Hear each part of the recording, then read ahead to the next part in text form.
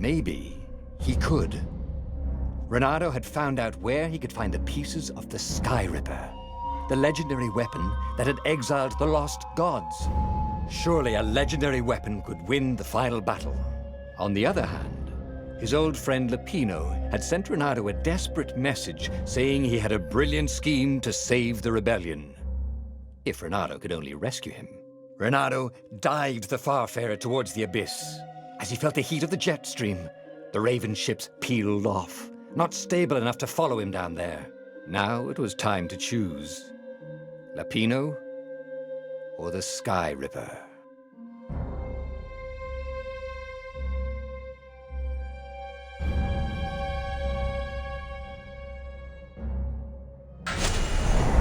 Lapino. Apparently, the Mad Rabbit had sold a Pegasus that he did not exactly own. Lapino always wiggled out of trouble, given time. But he was out of time. The Ravens had figured out that Lapino was a rebel spy. If the fleet reached him first, they'd string him up for that. Never mind the winged horse.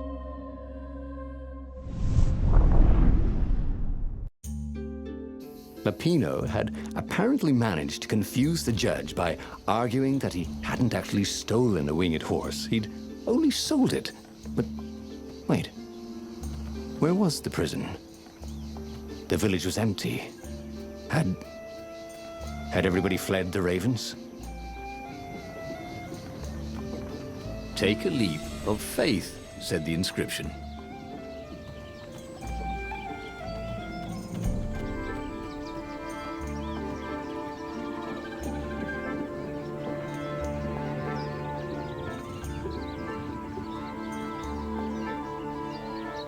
People were frightened these days. Just 2 weeks past, Reynardo had sneaked through an empty town and listened to the Ravens caw about the Emperor's new taste in ritual sacrifice.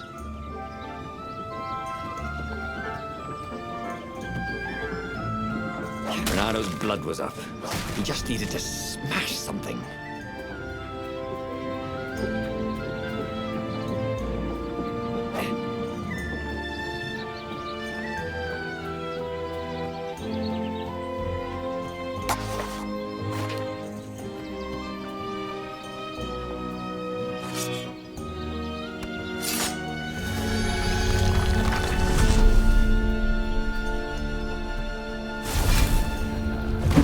Over here.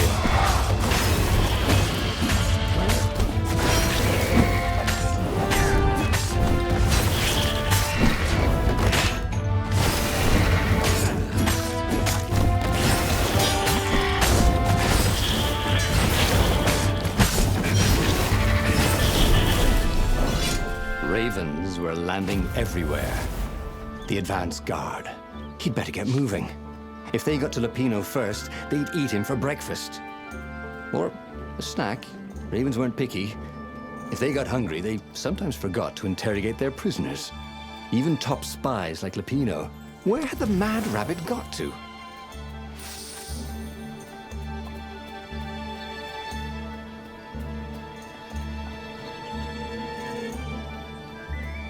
Reynardo felt like he was ready to learn new things. Thank goodness he didn't. It was starting to come back to him. Something you never completely forgot, like how to freeze time when attacking. The more he fought, the more he'd probably remember.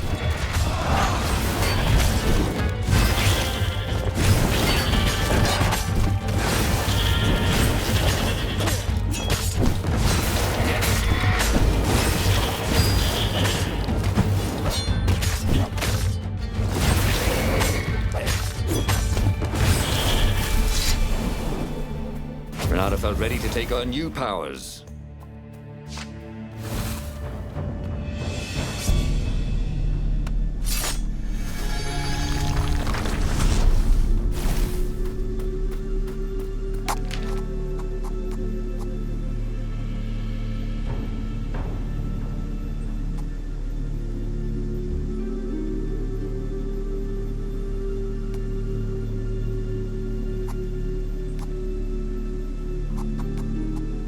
Missed his old skills. He welcomed them back like he was at a reunion.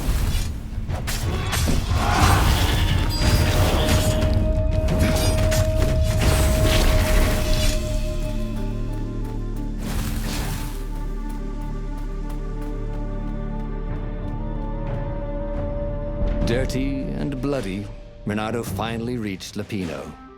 The rabbit was practicing his shuffle. Reynardo recognized the cards. It was Lapino's favorite deck. Oh, I thought you were in danger. I am. The ravens are coming. Oh, the prison thing. Right, yeah, see, this guard owed me 53 ducats, so we made a deal. They're very reasonable people, actually, for weasels. Now, I got a brilliant plan to kidnap Zenobia. We capture Zenobia, we find out what she knows, and that's the whole war right there. Easy peasy, lemon squeezy. Capture the Emperor's greatest general, who also happened to be a deadly sorcerer and, oh, his only daughter? That would be worth it. On the other hand, he could still get to the core of the Sky Ripper, even if he couldn't get the whole thing. It must have great power.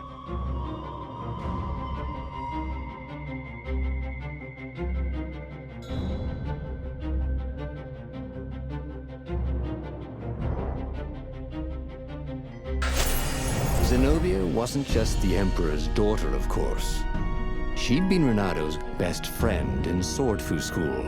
And you're still mad for her, the rabbit reminded him. They'd been close. She'd told him things no one else knew. But she'd never told him who she really was. She knows all the Emperor's plans, chuckled the master spy. She won't give them up easily. She'll tell the interrogators, all right, said Lapino. Taking her would change the game, all right.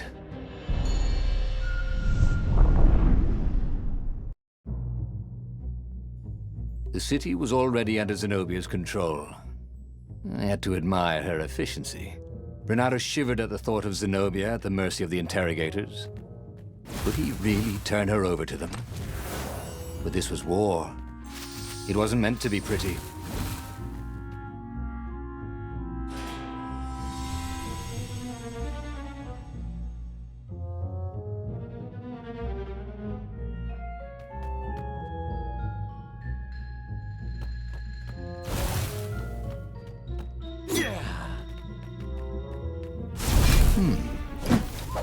Hero wall. Sword.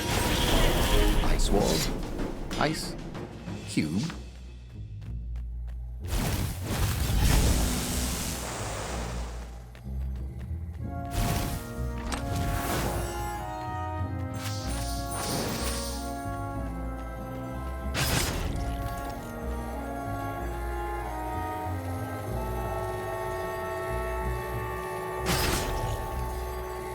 Didn't your mother tell you it's rude to stare? Snapped Reynardo, a little smug.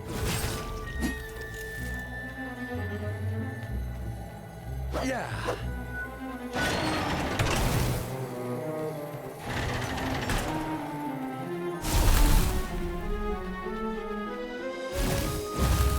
So, what's this plan of yours? Use me as bait, said Lapino.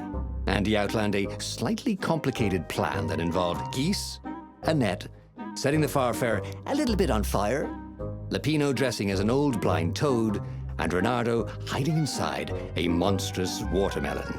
What could possibly go wrong? Thought Reynardo.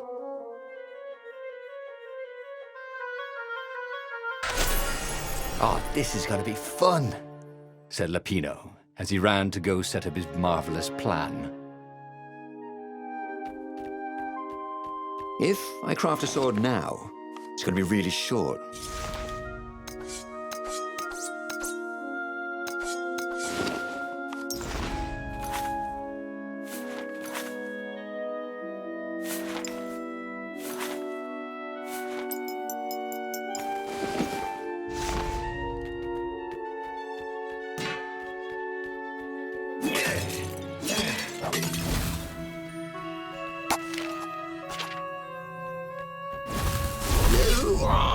Interrupted story time, called the lead raven.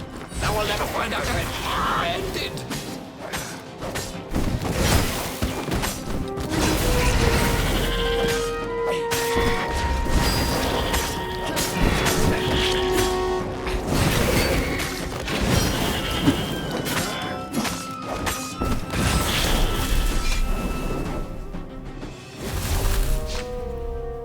Reynardo felt dubious about the whole plan. With every step, he was waiting for it all to go horribly wrong. But against all odds, Peppino's idiotic plan worked. Zenobia's ravens ran off after the geese, the net dropped, and Reynardo jumped out of the watermelon and put his sword to Zenobia's throat. "Reynardo," she said, "are those new scars? They look good on you. You never returned my velvet jacket. It was my favorite. You look stupid in velvet. Oh, what does an imperial princess know about style? Oh, get a room, you two," said Latino. But the fleet was coming on fast, so they put Zenobia on the Farfarer and took her east over the Nexus. She'd vanished from Swordfu School, from his life, without even saying goodbye, without ever telling him she was the Emperor's adopted daughter. Ah, Lapina was right, Reynardo thought reluctantly. She knows things. She recognized his look. "You're taking me to the interrogators, aren't you?" she said, wide-eyed. And then she jumped, with horror. Reynardo saw Zenobia plummeting. Then he saw the Nexus below them. Cats always land on their feet.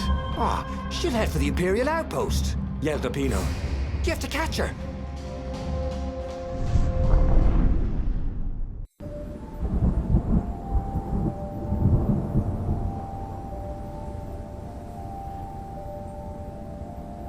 Cats can run faster, but foxes can run longer. If he ran, he could head her off before she reached her minions at the outpost. Well, he did love a good chase.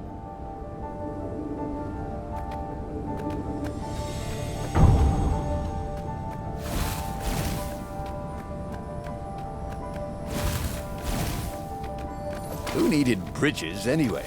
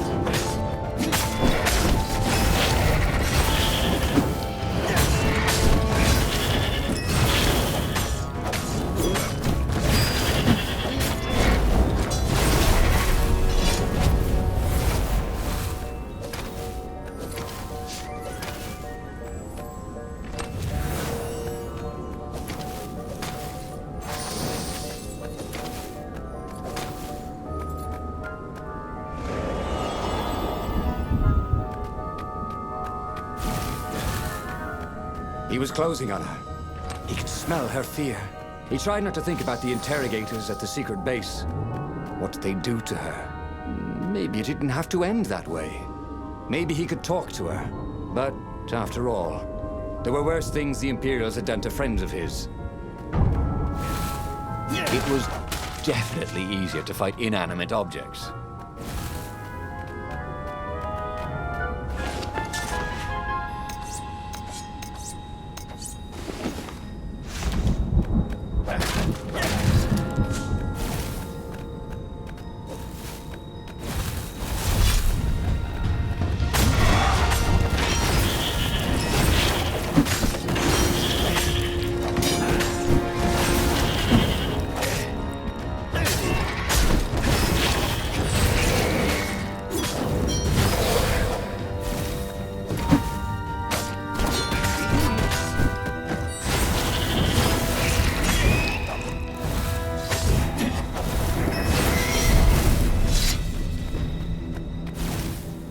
Reynardo reached the outpost.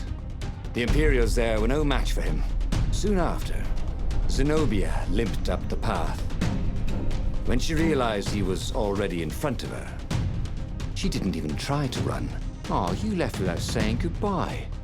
Again, he said, "Please, I'm enjoying this a little too much," she said, shaken. "Oh, spare us the chit-chat, would you?" said Lapino as he shackled her hands so she couldn't throw spells. "She knows all his plans." All the way back to the Farfarer, Lapino nagged Reynardo about how the interrogators would pry all the intel out of Zenobia, how that would turn the tides in the imminent battle. All they had to do was take her to the rebels' secret base.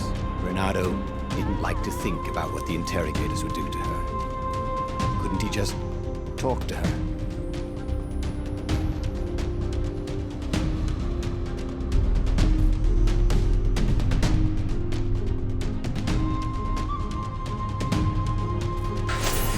As they pulled away from the Nexus, Reynardo could see the fear in Zenobia's eyes. "I can't take her to those creatures at the base," he whispered to Lapino.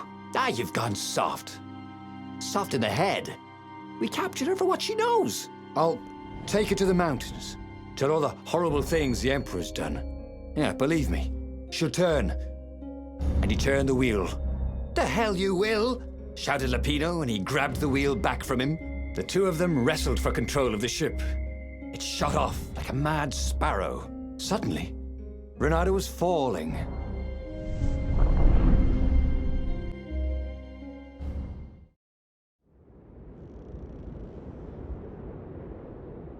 When he came to, Zenobia was standing over him. "Why didn't you take me to the base to be interrogated?" she demanded. "Do you know what's left of people they interrogate? This is some trick, isn't it? To make me fall for you again. Well, I won't." "Oh, go on then. Scurry back to your ravens. I can't stop you." But strangely, she didn't. As Reynardo set off to find the Farfarer, she followed him, keeping just out of sight of the ravens.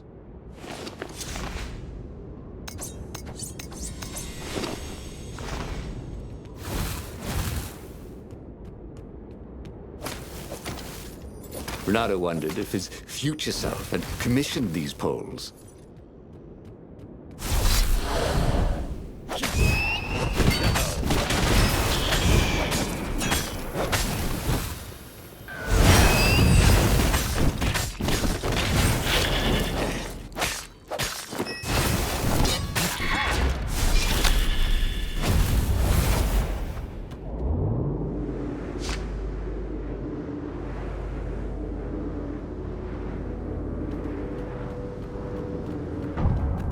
If they didn't want their things broken, they really ought to make them stronger.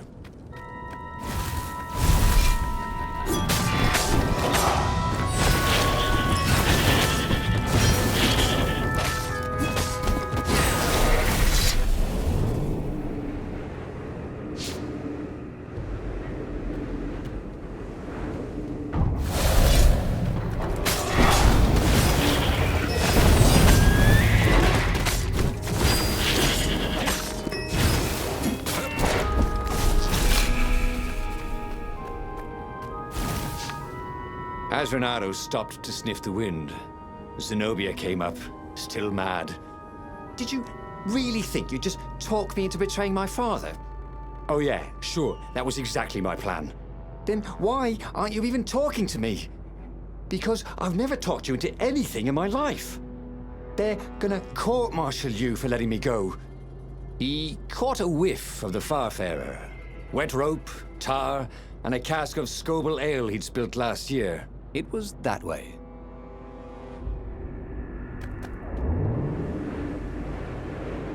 "Oh, they really ought to put a railing on this thing," he thought.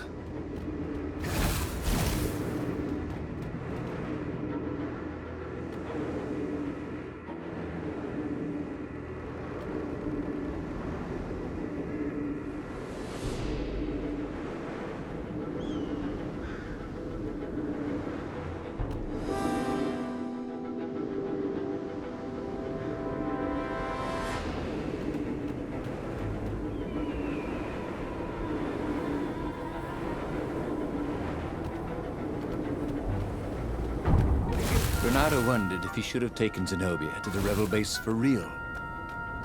Maybe she wasn't playing him after all. After the bleak talk about the Emperor's dark secrets, he was regretting his suspicion.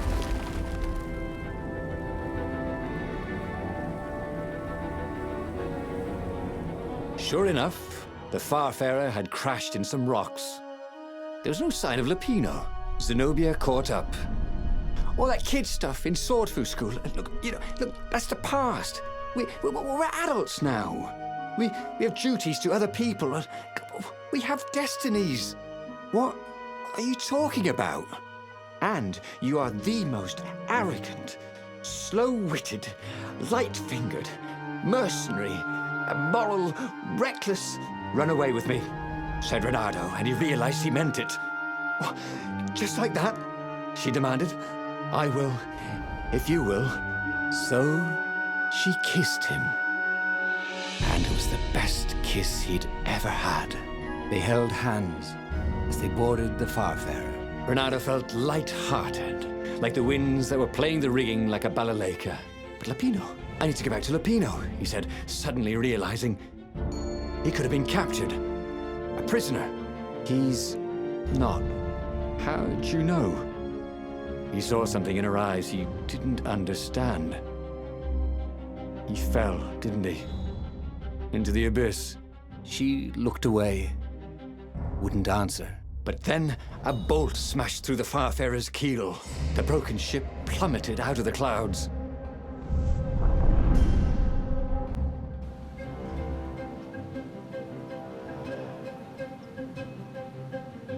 Reynardo picked himself off the deck. They were alive. We have to get to my private ship, she said. Do you trust me? I guess I must, he said. You go on ahead. Clear the path, she said. I can't kill my own soldiers. He wanted to say that he didn't trust her, that he had no idea what he was getting into. He had no choice, did he? He was following his heart. That's what it means to be a hero. You had to follow your heart.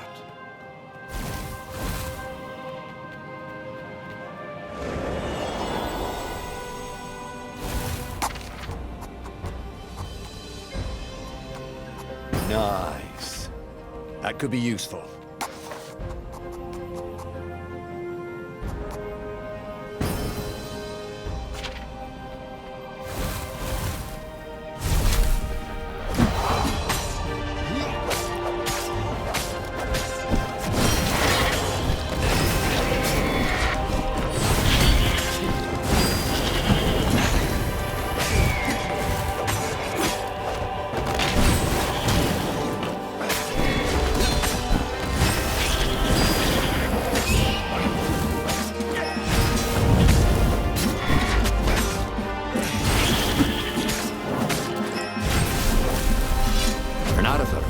Faster, stronger, bolder. If only he could figure out which.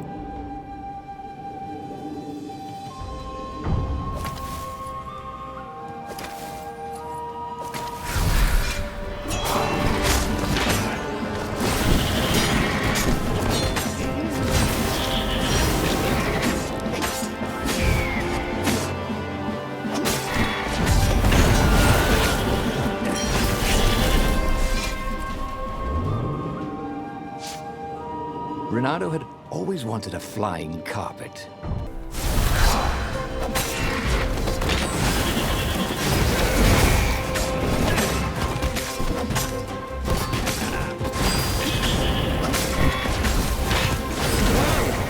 That hurt!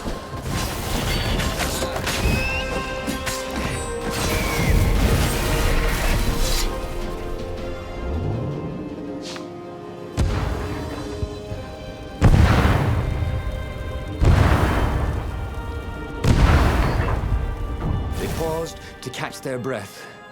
It was strange to be so close to her. What are you thinking? He asked. I'm trying very hard not to think. Me too, he said. Up ahead, he could see the thin silver of Zenobia's personal ship. It looked fast. They would leave all this behind.